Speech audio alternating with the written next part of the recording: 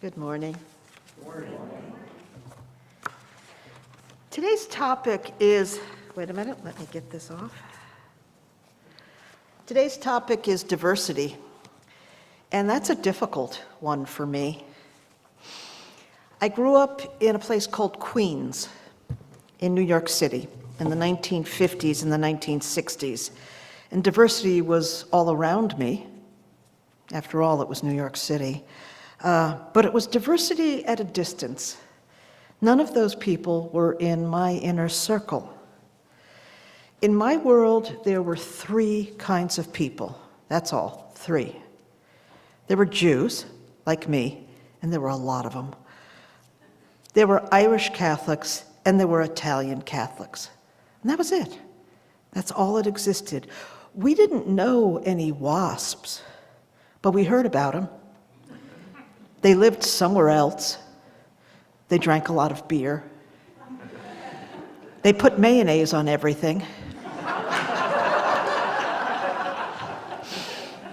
And they hated Jews and Irish Catholics and Italian Catholics. That we know. So we hoped they would stay wherever someplace else was. My world was not diverse. And there was only one black person in my life back then, just one. Her name was Eloise Jackson. She took the train and the bus from Harlem every Friday, came to my house, and cleaned. Eloise and I spent many hours together on those Fridays over many, many years. She became something of a legend on the block when someone found a snake, and it was Eloise who went bravely after the snake with a rake and saved us all. She had no children of her own, and she would tell me that I was her baby, and she told me that until the day she died. But she was the only black person directly in my life. My world was not diverse. When I entered high school in 1967, the world around me was changing very rapidly. The civil rights movement was in full gear. There was violence in many cities in America. The anti-war movement was percolating and raging. Black teenagers from St. Albans, which was also in Queens, were being bused to my high school in Flushing, and they were different. And for me, different at that time was cool and exotic. And one of those exotic black teenagers was Audrey Tinsley. She sat right in front of me in the AP classes, Tinsley, Tischler, right? And we became classroom friends. We chatted, we joked, and she was everything I wanted to be. She was tall, and she was stick thin, and she was beautiful, and she was elegant. And she wore these long, tapered skirts and sweaters that I thought were vintage clothes. I didn't realize that they were clothes from thrift stores because that's what she could afford. And she wore them with such grace and so proudly that I couldn't tell. She never invited me to her house. I never invited her to mine. When I was having my sweet 16, my parents agreed to allow me to take a few friends to Manhattan. We had lunch at Benihana, very sophisticated, and then we went and saw Pearl Bailey starring in Hello, Dolly on Broadway. And I invited Audrey, and she didn't come. I'll never know why she didn't come. We never discussed it. A lot went unsaid. Opportunities were lost. In 1974, I moved to San Diego to attend law school. And I, who had not sought out diversity up until then, was shocked by the seeming lack of it in San Diego, California. There were white people everywhere. There were no black people. I didn't see many Asians. There were no Puerto Ricans. And even stranger, I couldn't find the Jewish people who had been around me all my life. No Irish Catholics, no Italian Catholics. The lack of diversity was overwhelming. Where were all the ethnics? Where were all the short people? Now I was in the minority, and I felt isolated. Fast forward to today. When I hear the word diversity, I hear the word race. I comprehend that diversity means more than just race. But my knee-jerk reaction is that they're the same word. And I like this word, diversity. In theory, it feels like a virtuous thing, and I want to embrace it. It feels very you. In practice, I struggle with integrating diversity into my life. Hey, if I really want diversity, why aren't I attending the evangelical church or the Baptist church? Why aren't I there instead of here? Let's face it, I don't even seek out white Republicans. I struggle with diversity. It's a place I visit. I don't live there. Part of my excuse is that the political and racial divisiveness in this country are crushing, and I feel overwhelmed by that. And I'm hunkered down, and I'm looking for safety. And while I sometimes complain that UU Church is not diverse enough, if I'm being honest, I choose to be here. I choose this place. I am more comfortable with people who kind of look like me and who definitely share my values. So I haven't resolved this question of diversity. It's very itchy, it's very uncomfortable. But as I was finishing this reflection yesterday morning, something kind of lovely happened. I looked out my back window and snowflakes were falling. Yeah, unevenly, gracefully, gently. And even though all of the snowflakes were the same color, the miracle is that each of them is unique. It was a reminder that each human is also unique, and our individuality sparkles. Maybe that's diversity. Last spring, a city councilwoman and now mayor of Oregon City, Denise McGriff, called me up and asked me if I would consider serving on a diversity, equity, and inclusion task force for Oregon City. After I made sure she knew that I lived in Portland, I didn't want to cheat, I happily agreed. And she said she was excited to have a female clergy person on the task force. I was also the most out queer person on that task force. I think she got a 2-fer there. When we went in for our first meeting, I was a little surprised to find that except for Ms. McGriff and Lamont Brown, the consultant engaged by the city to do this work, the room actually looked remarkably like our church does. I had fallen into the trap that I think many of us do when we think about diversity. Like Joyce was saying, that diversity equals race. I think many folks can think a room full of people who mostly, not exclusively, but mostly look white is inherently not diverse. But I want to talk about today is the fact that diversity doesn't come in one flavor. There are so many kinds of diversity, and they matter. They matter because we need to understand that not everyone is coming from the same place. And they matter because our communities, our corporations, and our congregations are deeply enriched when we listen to folks with all sorts of different perspectives. Can you give me some examples of ways besides race that folks can be diverse? Ability or disability? Age. Education. Height. God, yes. God, yes. Hair color. Country versus city. Yes. Socioeconomic level. Political affiliation. Religion. Education. Intelligence. Sexual identity. What kind of music they like. Sexual orientation. Sense of humor. Nationality. Yeah. Language. Neurodiversity is a thing. We do ourselves a big disservice when we think that because lots of us are white, that we completely lack diversity. We bring different experiences with us. We bring different amounts of privilege and power with us. But if we imagine that the only difference worth mentioning or seeking out is race, we ignore all sorts of perspectives, and we risk becoming really monolithic. Who remembers the terrible old joke, how do you tell a really diverse Unitarian Universalist congregation? There are many colors of Priuses in the parking lot. We can do better than that, folks.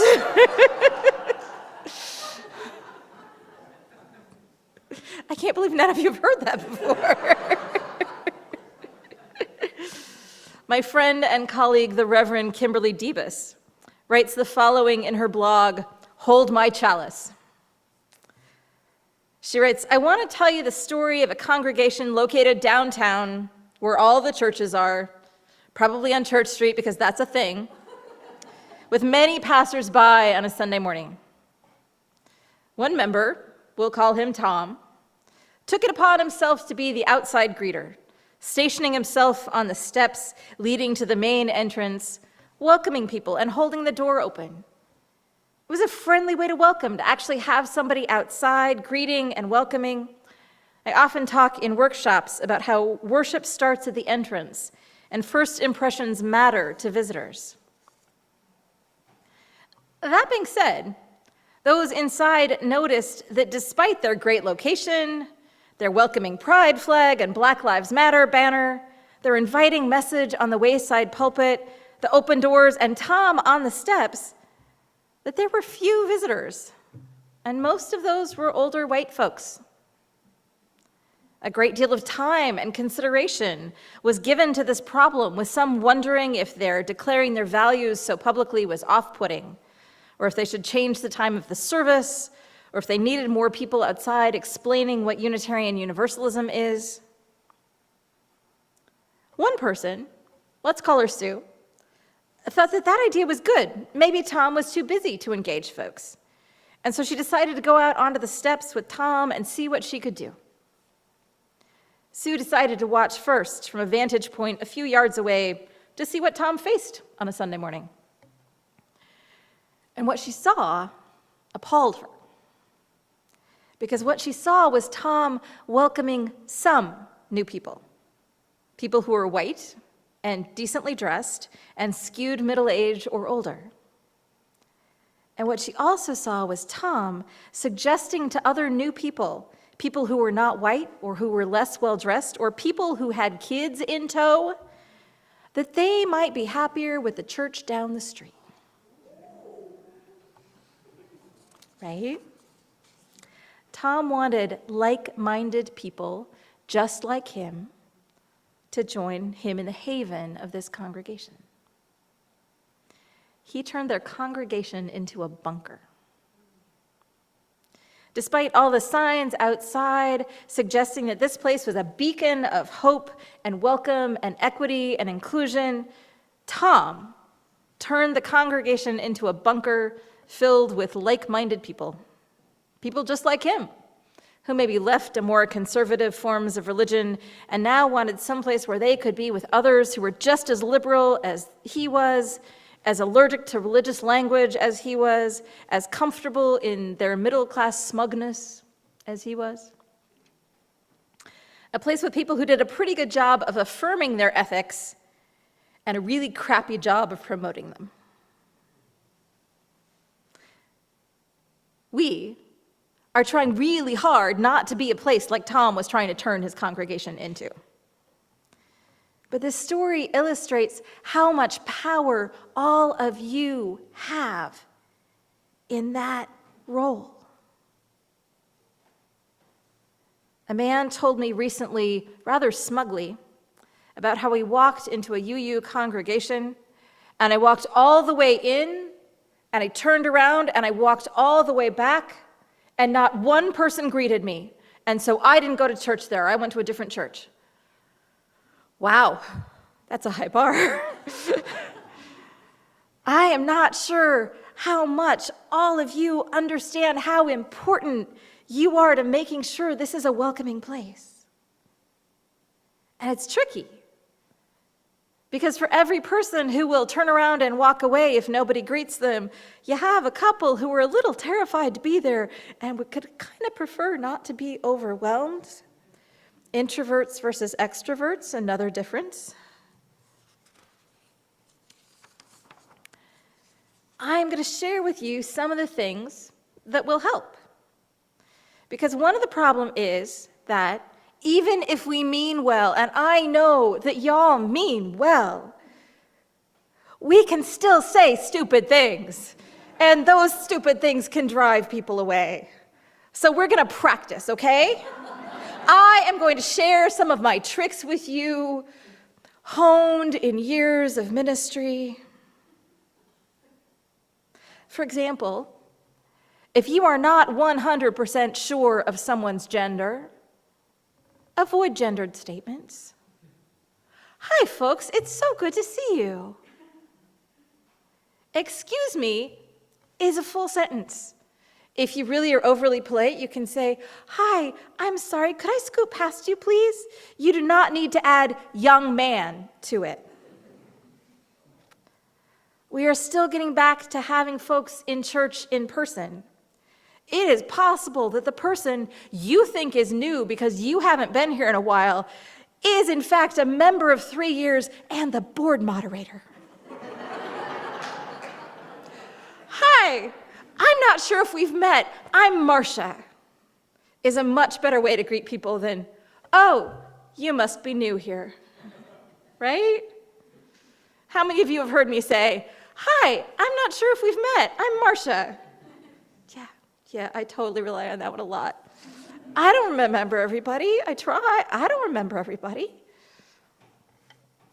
And if you see folks who visibly add to our diversity, people of color and young folks and queer folks, feel free to be welcoming, please. But please be especially cognizant of how you are greeting someone. Do not ask a person of color, where are you really from? Do not ask a young person where they go to college.